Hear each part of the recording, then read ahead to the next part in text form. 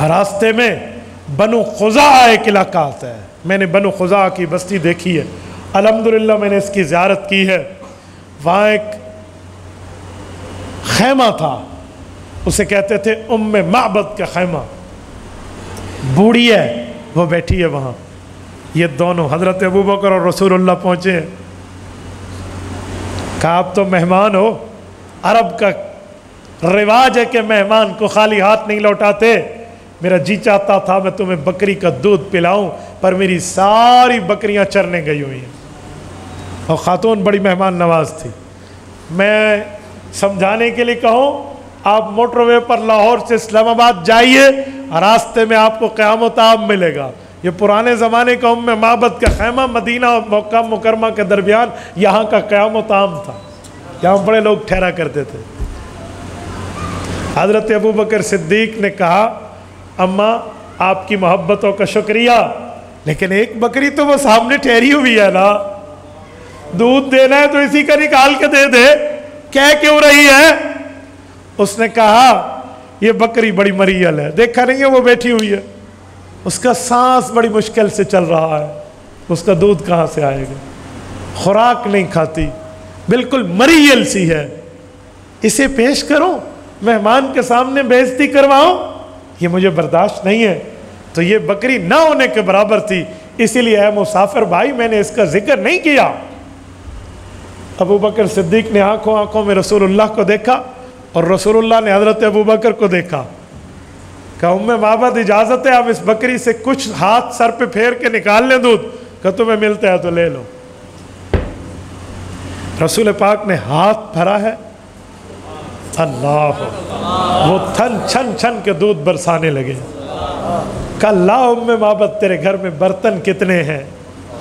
بھرتے گئے بھرتے گئے بھرتے گئے۔ رسول پاک علیہ السلام نے آخری برتن بھرا، شاید ام معبد کے گھر کے برتن ختم ہو گئے، یہاں دودھ نہیں ختم ہونا تھا۔ بھائی نبوت کے معاملے، ہاں حضرت اسماعیل علیہ السلام کی ایڑی لگی تھی، زمزم کا چشمہ جاری ہوا، پانی جب نکلا نا تو حضرت اماں ہاجرہ نے منڈھیر باندھی اور پانی بڑھا، پھر منڈھیر باندھی، پانی بڑھا تو اپنی عبرانی زبان میں کہا زم زم، قف قف، ٹھہر جا ٹھہر جا، رک جا رک جا، سٹاپ سٹاپ، روک دیا۔ حضور پاک نے فرمایا میری اماں پر اللہ رحمت کرے، اماں ہاجرہ اگر زمزم نہ کہتی تو مسلمانوں کے پاس گلی کوچوں میں پانی پہنچ جاتا۔ یار حضرت اسماعیل کی پاؤں کی ایڑی کی رگڑ سے یوں چشمہ دنیا میں جا سکتا ہے، یہاں تو امام الانبیاء نے اس بکری پر ہاتھ رکھا ہے۔ وہ ختم ہو گئی برتن، لیکن بکری ہے کہ دودھ دیتی جا رہی ہے۔ حیران ام معبد، کہا کون ہو تم؟ بہرحال یہ چلے ہیں، پیچھے سے ان کے خاوند آئے ہیں۔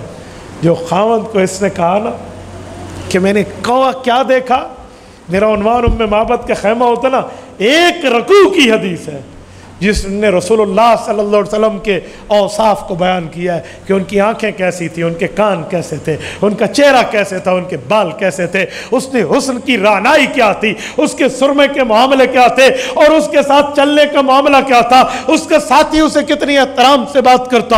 اس نے جب نقشہ کھینچا نا اپنے خامد کے سامنے، اس نے کہا اراہ ھذا صاحب قریش، اللہ اکبر، میں خبریں سن رہا ہوں، مکہ کے قریشی کہتے ہیں ہم سے ہمارا ایک بندہ نکل گیا، ہاں یہ وہ نبی ہوگا جو یہاں سے گزرا ہوگا۔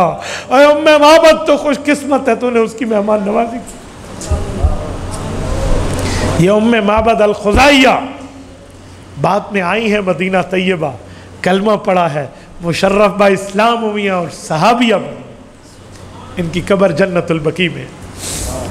امام ابن القیم رحمۃ اللہ علیہ کی زاد المعاد فی ہدی خیر العباد جلد نمبر 2 باب قصہ ام معبد الخزاعیہ، یہ اٹھائیے، آپ کو پوری 2 صفحوں کی تفصیل ملے گی اس پر۔ یہ بھی معجزہ ہے میرے پاک پیغمبر کا۔